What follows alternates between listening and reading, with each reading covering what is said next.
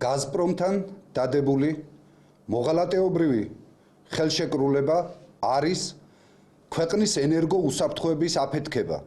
საყდრისი 2. ამ გადაწყვეტილებასთან ერთად დაგეგმილია რუსეთისათვის საქართველოს რკინიგზის,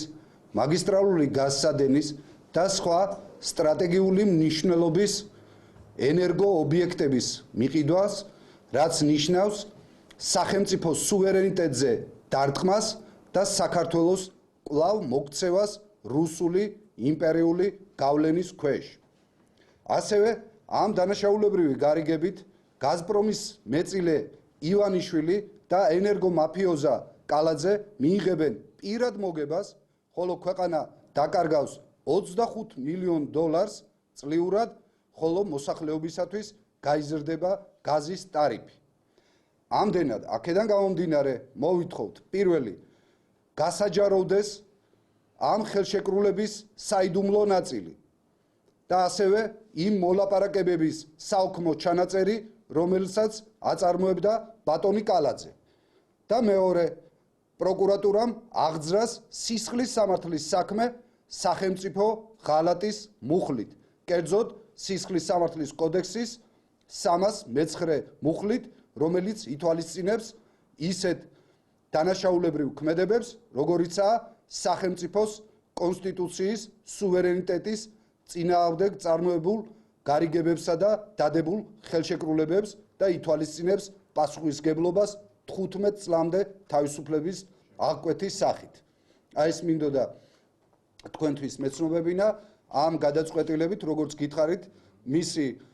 პოლიტიკური, გეოპოლიტიკური ასპექტი არის ის, რომ ქვეყანა კვლავ ბრუნდება და მოექცევა რუსული იმპერიული გავლენის ქვეშ და ამას ნიშნავს სწორედ გავითვალისწინოთ ის გარემოებაც, რომ სახელმწიფომ უკვე განაცხადა, რომ გააქვს გასაყიდად მაგისტრალური გაზსადენი, უпроსწორად გაზის საერთაშორისო კორპორაცია, რომლის შემადგენლობაში შედის მაგისტრალური გაზსადენი, ეს არის 221 კილომეტრი, რომელიც გადის ჩვენს ტერიტორიაზე და სომხეთს ამარაგებს გაზით, ასევე უკვე აწარმოებს რუსეთი მშენებლობას ირან-სომხეთის დამაკავშირებელი გაზსადენისა და მოხდება, რომელიც გაზპრომის საკუთრებაშია და შეიქმნება ერთიანი ქსელი და ამ ერთიან ევრაზიულ ეკონომიკურ ენერგეტიკულ კავშირში მოექცევა საქართველო. მოგეხსენებათ, სასომხეთი შედის ენერგეტიკულ ევრაზიის ენერგეტიკულ ეკონომიკურ კავშირში და ეს გადაწყვეტილებები სწორედ ამაზეა გათვლილი. ასევე მოგეხსენებათ, ხელისუფლებამ განაცხადა, რომ აპირებენ ისინი რკინიგზის გასხვისებას და მოგეხსენებათ, სასომხეთში რკინიგზას ფლობს ასევე რუსეთის სახელმწიფო კომპანია და საუბარი არის აი ამ ერთიანი სივრცეში ისევ რუსული იმპერიული ენერგეტიკული სივრცეში დაბრუნებაზე. რაც შეეხება ეკონომიკურ სოციალურ ასპექტებს, ამ გადაწყვეტილებით მინიმუმ $25 მილიონ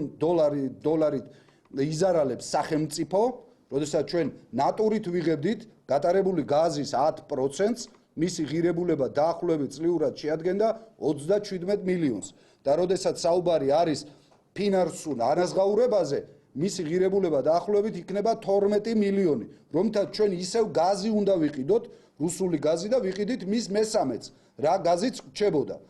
ის მოსაზრებები, რომ თითქოს ეს საერთაშორისო პრაქტიკაა, მოგეხსენებათ, საქართველოზე აზერბაიჯანიდან გამავალი რამდენიმე გაზსადენია და ჩვენ იქიდან გვჭება ნატურით. და მოგეხსენებათ, ის არა მხოლოდ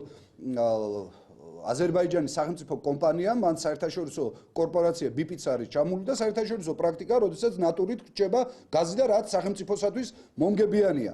ასევე ჩვენ ამით გავუარესებთ ურთიერთობებს აზერბაიჯანთან, როდესაც გახსოვთ, ჩარშან საუბარი იყო იმასთან დაკავშირებით, რომ